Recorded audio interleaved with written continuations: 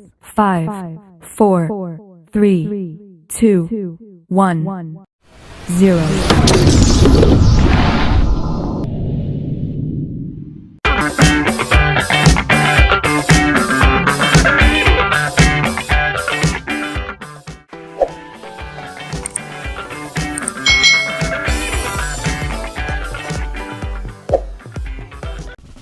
Hai hai hai, selamat datang di channel YouTube Kak Citra. Apa kabar adik-adik semuanya?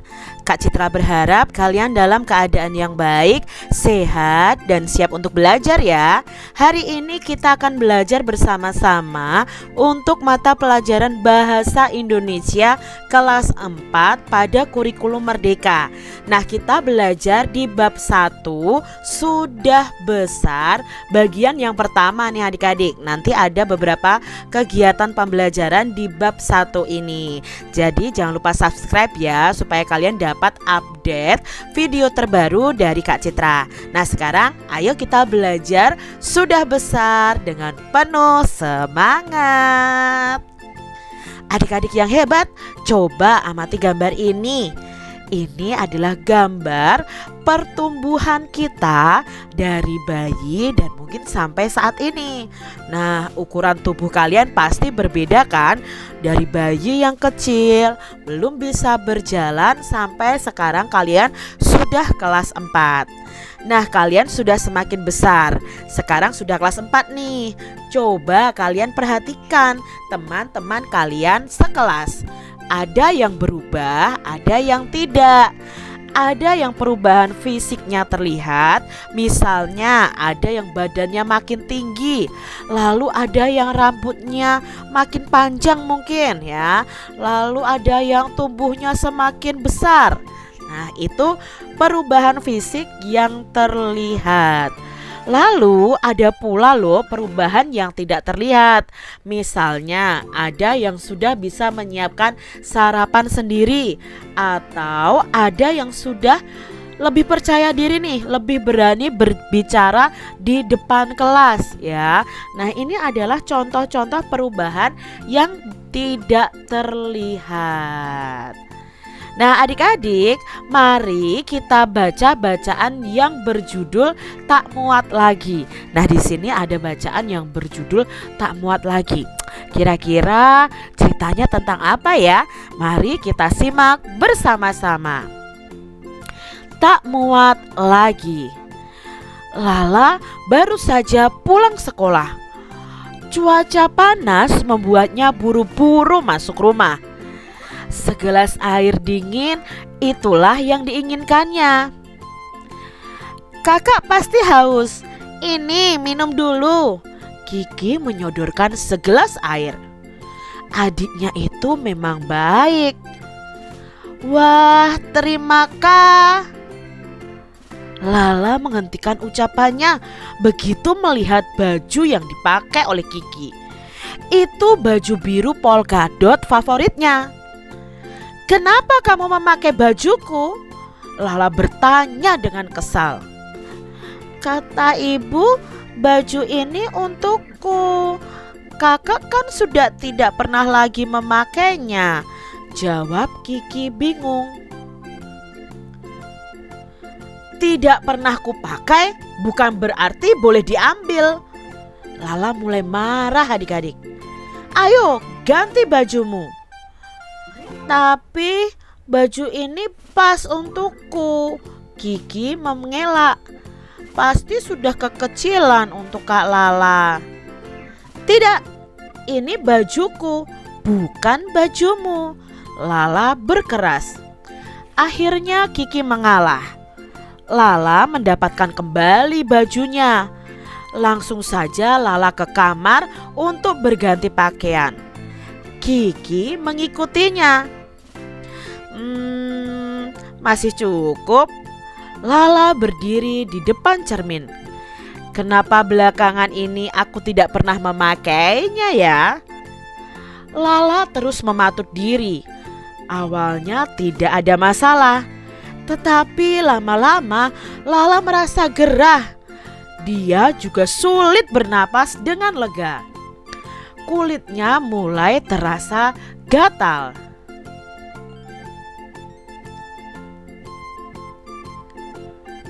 Lala lalu berusaha menggaruk punggungnya.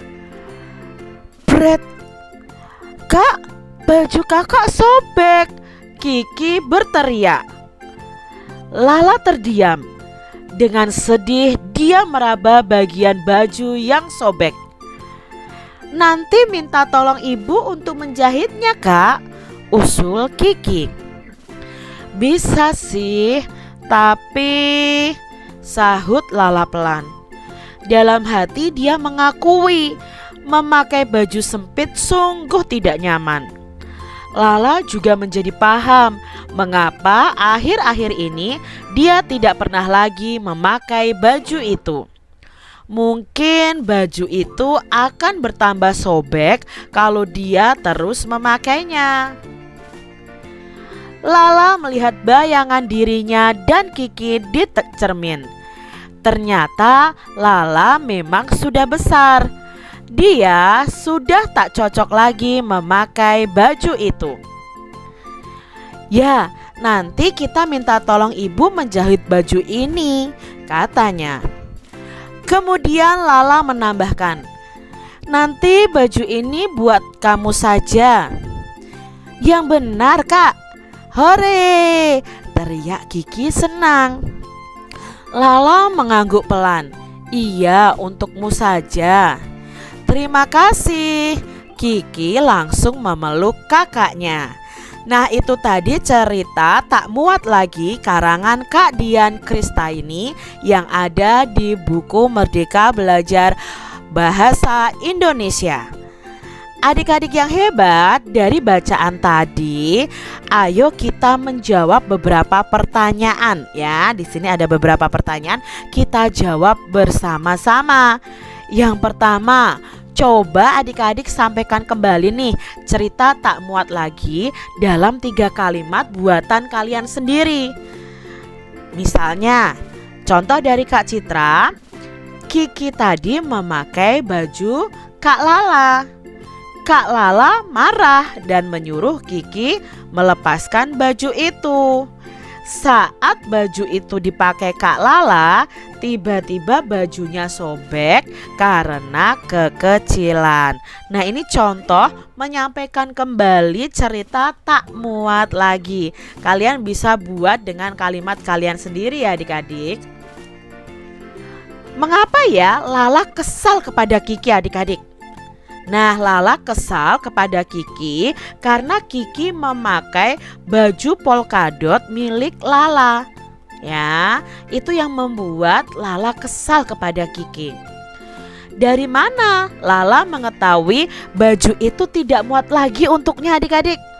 Nah, tadi Kak Lala mengetahui baju itu tidak muat lagi saat Lala memakai baju itu dan ingin menggaruk badannya, baju itu malah sobek. Sehingga Lala jadi tahu bahwa baju itu sudah tidak muat lagi untuknya. Pertanyaan berikutnya, menurutmu bagaimana ya perasaan Lala setelah memutuskan akan memberikan bajunya kepada Kiki? Nah, di akhir tadi kan akhirnya Lala memberikan bajunya kepada Kiki. Menurut adik-adik bagaimana ya perasaan Lala ya? Nah, mungkin perasaan Lala sedih karena tidak mendengarkan kata Kiki sehingga bajunya sobek.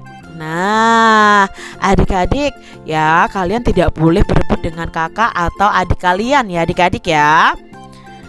Adik-adik, apakah kalian juga punya adik? Nah, bagaimana nih perasaan kalian jika barang kalian diminta adik kalian? Nah, kalau kalian punya adik, ada barang yang diminta adik kalian, apakah kalian memberikannya atau marah-marah seperti Lala tadi? Nah, Kak Citra berharap kalian akan berbagi dengan adik kalian ya, supaya kalian menjadi anak yang hebat. Lalu bayangkan ya adik-adik, diri kalian sebagai Lala. Lalu bayangkan juga diri kalian sebagai Kiki yang dimarahi oleh Kak Lala. Nah, bagaimana perasaan kalian jika memiliki kakak seperti Lala? Mungkin kalian perasaannya bisa jengkel, atau mungkin kalian sabar saja menghadapi kakak. Nah, Ini sesuaikan dengan perasaan kalian masing-masing. Nah, kalian sudah memahami bacaan tentang cerita berjudul Tak Muat Lagi. Sekarang kita akan belajar tentang kalimat transitif dan intransitif. Dalam bacaan tadi pasti ada kalimatnya adik-adik. Nah, kalimat itu dibagi menjadi dua, yaitu kalimat transitif dan kalimat intransitif.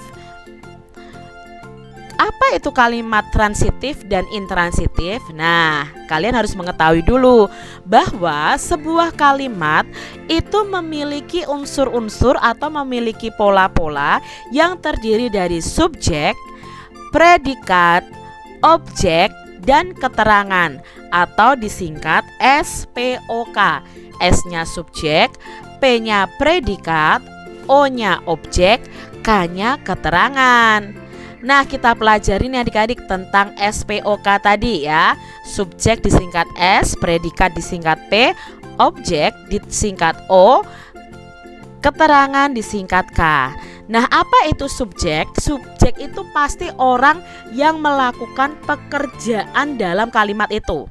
Jadi ini pasti subjek itu adalah nama orang ya, atau panggilan. Contohnya ayah, ibu, Rani, Rio, mereka, misalnya seperti itu.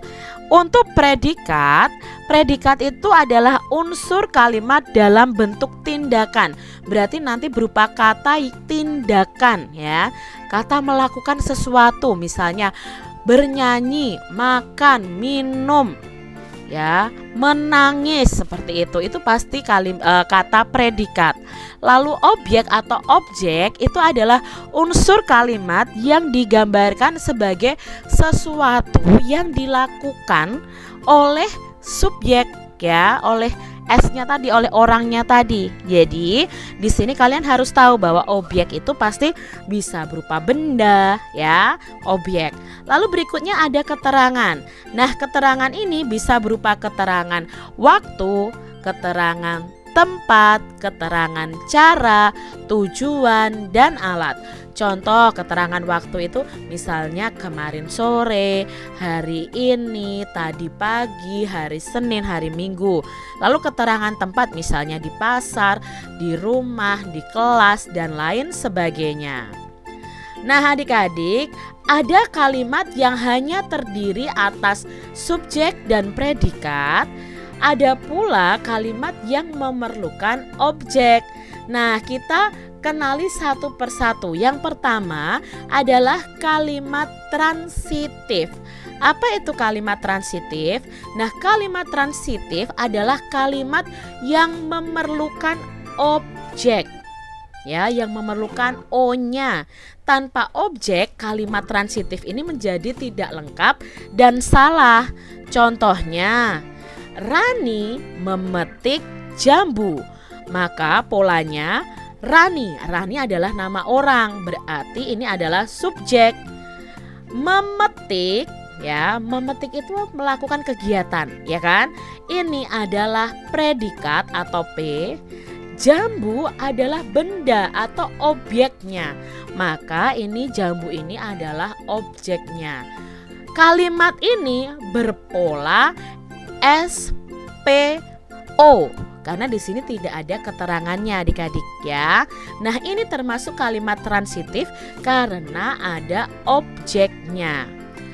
Contoh berikutnya, Ika memakan sate di depan rumah.